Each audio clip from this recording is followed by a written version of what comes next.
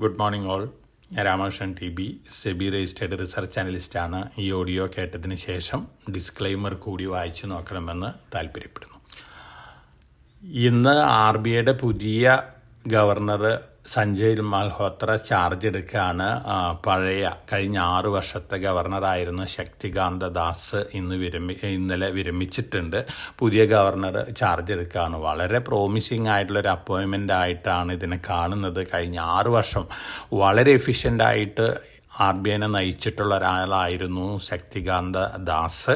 അതിനുശേഷം ഇപ്പോൾ ചാർജ് എടുക്കുന്ന Sanjay Malhotra pro business, pro corporate, അതുപോലെ തന്നെ പ്രോ എക്കണോമിക് റിഫോം ആളാണ് എന്നാണ് പറയുന്നത്. തീർച്ചയായിട്ടും അത് വളരെ പോസിറ്റീവായിട്ടുള്ള ഇമ്പാക്റ്റാണ് നമ്മുടെ കോർപ്പറേറ്റ് രംഗത്തൊക്കെ ഉണ്ടാക്കാൻ പോകുന്നത്. അതോടൊപ്പം തന്നെ അദ്ദേഹം വളരെ ഹാർഡ് വർക്കിംഗ് ആണെന്ന് പറയുന്നത്. വളരെ ലേറ്റായിട്ട് വർക്ക് ചെയ്യുന്ന ഒരാളാണ്.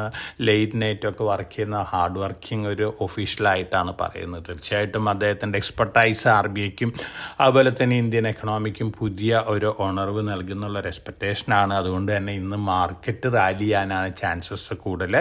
പുതിയ RBI ഗവർണറെ മാർക്കറ്റ് റാലിയോടുകൂടി സ്വീകരിക്കുന്നുള്ളൊരു എക്സ്പെക്റ്റേഷനാണ് എനിക്കുള്ളത്. അതോടൊപ്പം തന്നെ നമ്മൾ ഇന്നലെ വിദേശ ധനകാര്യ സ്ഥാപനങ്ങളുടെ ആക്ടിവിറ്റി നോക്കുകയാണെങ്കിൽ അവർ വീണ്ടും ബൈ ചെയ്തിരിക്കുകയാണ്. 1286 കോടി രൂപയ്ക്കുള്ള സ്റ്റോക്കുകൾ വാങ്ങിയിട്ടുള്ളത്. നമ്മുടെ ധനകാര്യ സ്ഥാപനങ്ങളും 605 കോടി രൂപയ്ക്കുള്ള സ്റ്റോക്കുകൾ വാങ്ങിയിരിക്കുകയാണ്. പൊതുവെ ഒരു പോസിറ്റീവ് സെൻറ്റിമെൻറ്റ് തന്നെയാണ് ഇന്ത്യൻ മാർക്കറ്റിലുള്ളത്. ഇൻഡെക്സ് സ്റ്റോക്കുകളുള്ള ചെറിയ പ്രോഫിറ്റ് ബുക്കിങ്ങിൻ്റെ ഒരു ഇമ്പാക്റ്റാണ് മാർക്കറ്റ് ഫ്ലാറ്റ് അല്ലെങ്കിൽ സ്ലൈറ്റ്ലി നെഗറ്റീവ് ആയിട്ടൊക്കെ ക്ലോസ് ചെയ്യുന്നത്. പക്ഷേ ബ്രോഡ് ബേസ്ഡ് റാലി നോക്കുകയാണെങ്കിൽ, ബ്രോഡ് ബേസ്ഡ് ആക്ടിവിറ്റി നോക്കുകയാണെങ്കിൽ മിഡ് ക്യാപ്പ്, സ്മോൾ ക്യാപ്പ് ഓഹരികളൊക്കെ റാലിയാണ്. ഇതൊരു പോസിറ്റീവ് ന്യൂസ് തന്നെയാണ് മാർക്കറ്റിനെ സംബന്ധിച്ച്.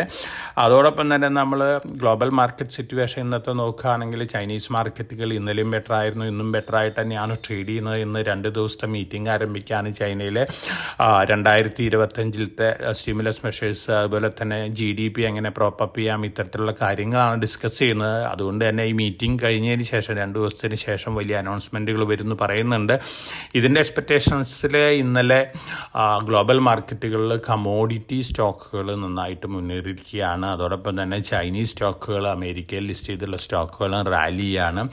ഗോൾഡ് ഇന്നലെ $35 മുന്നേറിയിട്ടുള്ളത്. ഇന്ന് മോർണിംഗിൽ സ്പോട്ട് ഗോൾഡ് ട്രേഡ് ചെയ്യുന്നത് $2710.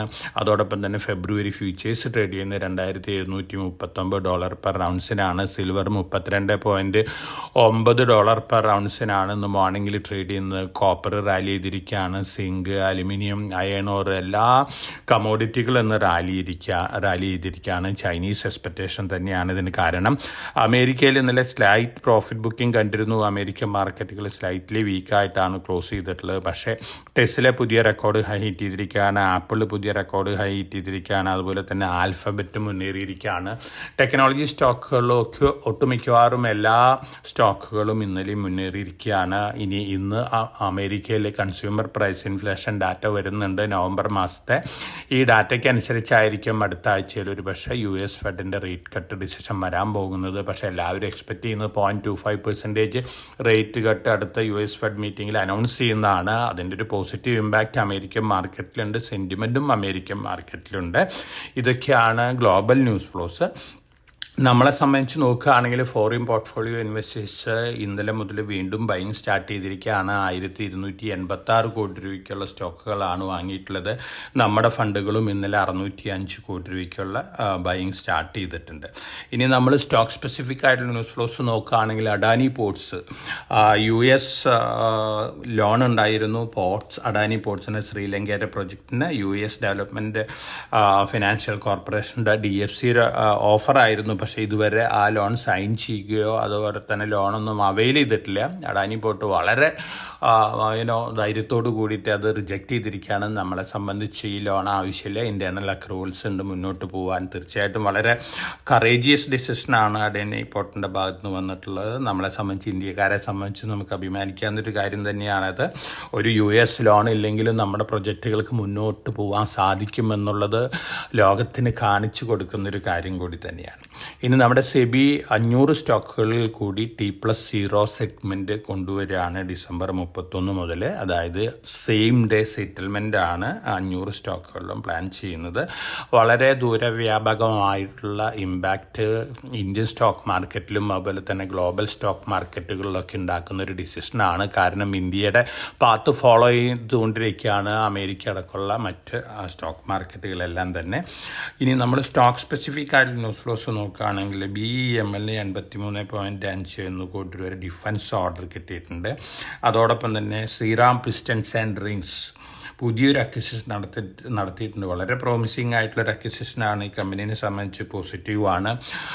സുവൻ ഫാർമ വളരെ പ്രോമിസിങ് ആയിട്ടുള്ള CDMO രംഗത്തുള്ളൊരു ഫാർമസ്യൂട്ടിക്കൽ കമ്പനിയാണ്. റീസെൻ്റായിട്ടൊരു US കമ്പനീനെ അക്വയർ ചെയ്തിരുന്നു. അതുപോലെ തന്നെ മാസങ്ങൾക്ക് മുമ്പ് ഈ ആന്ധ്രാപ്രദേശിൽ നിന്നുള്ളൊരു കമ്പനി അക്വയർ ചെയ്തിരുന്നു. വളരെ ബിഗ് പ്ലാനുകളാണ് ഈ കമ്പനിക്കുള്ളത്. തീർച്ചയായിട്ടും ഇതൊരു പോസിറ്റീവ് ന്യൂസാണ് സുവൻ ഫാർമേനെ സംബന്ധിച്ച്.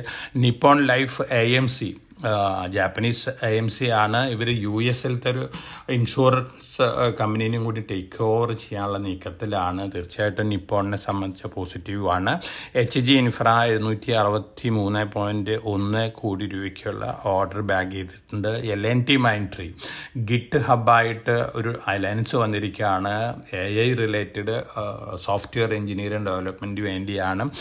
L&T മൈൻട്രിയാണ് ഏറ്റവും മുമ്പ് AI റിലേറ്റഡ് ആക്ടിവിറ്റീസിൽ കാൽ വെച്ചിട്ടുള്ളൊരു ഇന്ത്യൻ കമ്പനി. അതോടൊപ്പം ടെക് മഹീന്ദ്രയൊക്കെ ഉണ്ട്. തീർച്ചയായിട്ടും L&T മൈൻട്രീനെ സംബന്ധിച്ച് പോസിറ്റീവാണ്. മോറിപ്പൻ ലാബ് ലൈറ്റ് ലൈഫ് എന്ന് പറയുന്ന വെയ്റ്റ് മാനേജ്മെൻറ്റ് പ്രോഗ്രാമും കൂടി സ്റ്റാർട്ട് ചെയ്തിരിക്കുകയാണ്. മോറിപ്പനെ സംബന്ധിച്ച് പോസിറ്റീവാണ്. NTPC ഗ്രീൻ 500 മെഗാവാട്ടിൻ്റെ ഓർഡർ സോളാർ കോർപ്പറേഷൻ ഓഫ് ഇന്ത്യയിൽ നിന്ന് ലഭിച്ചിട്ടുണ്ട്. NTPC ഗ്രീനിനെ സംബന്ധിച്ച് ലോങ് ടൈമിൽ പോസിറ്റീവാണ്. പാരമൗണ്ട് കമ്മ്യൂണിക്കേഷൻസ് പുതിയ മാനുഫാക്ചറിങ് യൂണിറ്റ് തുടങ്ങുകയാണ് MP-യിൽ. പാരമൗണ്ട് കേബിൾസ് ഉണ്ടാക്കുന്ന ഒരു കമ്പനിയാണ്. തീർച്ചയായിട്ടും പവർ സെക്ടർ രംഗത്തുള്ളൊരു കമ്പനിയാണ്. ഈ എക്സ്പാൻഷൻ പോസിറ്റീവ് ഇമ്പാക്റ്റ് ആണ് ഉണ്ടാക്കാൻ പോകുന്നത്. റിലയൻസ് പവർ റിന്യൂവബിൾ എനർജി രംഗത്തേക്ക് കടന്നിരിക്കുകയാണ്. റിലയൻസ് ന്യൂ എനർജി എന്ന് പറയുന്ന കമ്പനിയിൽ കൂടിയാണ് റിന്യൂവബിൾ എനർജി രംഗത്തേക്ക് വരുന്നത്. പോസിറ്റീവ് ന്യൂസാണ് റിലയൻസ് പവറിനെ സംബന്ധിച്ച് നോക്കുകയാണെങ്കിൽ. ഇനി നമ്മൾ മ്യൂച്വൽ ഫണ്ട് നവംബർ ആക്ടിവിറ്റീസൊക്കെ നോക്കുകയാണെങ്കിൽ SIP വീണ്ടും 25,300 കോടിക്ക് മുകളിലാണ് നവംബറിലും വന്നിരിക്കുന്നത്. അതുപോലെ തന്നെ നമ്മുടെ mutual fund AUM 68 lakh crore cross ചെയ്തിരിക്കുകയാണ്. വളരെ പോസിറ്റീവ് ന്യൂസാണ് മാർക്കറ്റിനെ സംബന്ധിച്ച് ഇത്തരത്തിലുള്ള ന്യൂസുകളൊക്കെ. അതോടൊപ്പം തന്നെ നമ്മൾ ഓവറോൾ അടുത്ത വർഷങ്ങളിൽ ഏറ്റവും കൂടുതൽ എക്സ്പാൻഷൻ കാണിക്കാൻ സാധ്യതയുള്ള സെക്ടറുകൾ നമ്മൾ മുമ്പ് തന്നെ മാസങ്ങൾക്ക് മുമ്പ് തന്നെ സജസ്റ്റ് ചെയ്തിരുന്നതാണ്. Power related data centre related സെക്ടറുകളൊക്കെയാണ്. ട്രാൻസ്മിഷൻ ഉണ്ട്, അതുപോലെ തന്നെ ട്രാൻസ്ഫോമർ ഉണ്ടാക്കുന്ന കമ്പനികളുണ്ട്, പവർ കേബിളുകൾ ഉണ്ടാക്കുന്ന കമ്പനികളുണ്ട്, കൂളിംഗ് സിസ്റ്റംസ് ഉണ്ടാക്കുന്ന കമ്പനികളുണ്ട്. കാരണം ഡാറ്റാ സെൻറ്റർ ബിസിനസ്സാണ് ബൂം ചെയ്യാവുന്ന ഒരു മേജർ സെക്ടർ. അതുകൊണ്ട് തന്നെ ഇത്തരത്തിലുള്ള സ്റ്റോക്കുകളൊക്കെ മാർക്കറ്റ് താഴെ വരുമ്പോൾ ഈ സെക്ടറിൽ നിന്നുള്ള നല്ല സ്റ്റോക്കുകളൊക്കെ long time point of view വാങ്ങി വെക്കുന്ന ഒരു ഡിസിഷനൊക്കെ നന്നായിരിക്കും. അതോടൊപ്പം തന്നെ ഇന്ന് ഓപ്പൺ ചെയ്യുന്ന മെയിൻ ബോർഡ് IPOs ഉണ്ട്. 3 IPOs ഉണ്ട്. മോബി ക്വിക്ക് ഉണ്ട്, അതുപോലെ തന്നെ സായു ലൈഫ് ഉണ്ട്, വിശാൽ മെഗാ മാർട്ട് ഒക്കെ ഉണ്ട്. മോബി ക്വിക്ക് നമ്മൾ ഇൻവെസ്റ്റേഴ്സിനോട് സബ്സ്ക്രൈബ് ചെയ്യാനാണ് സജസ്റ്റ് ചെയ്യുന്നത്. നല്ല ലിസ്റ്റിംഗ് ഗെയിൻ കിട്ടാൻ ചാൻസസ് ഉണ്ട്. മറ്റ് IPOസും മൈനറായിട്ടുള്ള ലിസ്റ്റിംഗ് ഗെയിൻ കിട്ടാൻ സാധ്യതയുള്ള IPOs ആണ്. അതോടൊപ്പം തന്നെ SMEയിലും ധാരാളം IPOs ഉണ്ട്. ഈ IPOസിലൊക്കെ തങ്ങളുടെ റിസ്ക് ടേക്കിംഗ് കപ്പാസിറ്റിക്ക് അനുസരിച്ച് അപ്ലൈ ചെയ്യുന്ന നന്നായിരിക്കും. SME IPOs നമ്മൾ സജസ്റ്റ് ചെയ്തിട്ടുള്ള IPOs എല്ലാം തന്നെ ഹൈലി ഓവർ സബ്സ്ക്രൈബ്ഡ് ആണ്. അതുപോലെ തന്നെ ലിസ്റ്റിംഗ് ഗെയിനും അറൗണ്ട് 100% ഒക്കെയാണ് കിട്ടിക്കൊണ്ടിരിക്കുന്നത്. തീർച്ചയായിട്ടും ഇത്തരത്തിലുള്ള SMEകളിൽ അപ്ലൈ ചെയ്യുക. അതോടൊപ്പം തന്നെ മാർക്കറ്റ് നല്ല രീതിയിൽ താഴെ വരികയാണെങ്കിൽ നമ്മൾ സജസ്റ്റ് ചെയ്തിട്ടുള്ള സ്റ്റോക്കുകൾ long time point of view വാങ്ങാനുള്ളൊരു ഡിസിഷൻ എടുക്കുക. വളരെ കോഷ്യസ് ആയിട്ട് മാർക്കറ്റിൽ മൂവ് ചെയ്യുക. എല്ലാവർക്കും നല്ല ട്രേഡിൻ്റെ ആശംസിച്ചുകൊണ്ട് ഞാൻ ഇന്നത്തെ പ്രീ മാർക്കറ്റ് കമൻറ്ററി അവസാനിപ്പിക്കുകയാണ്. Thank you.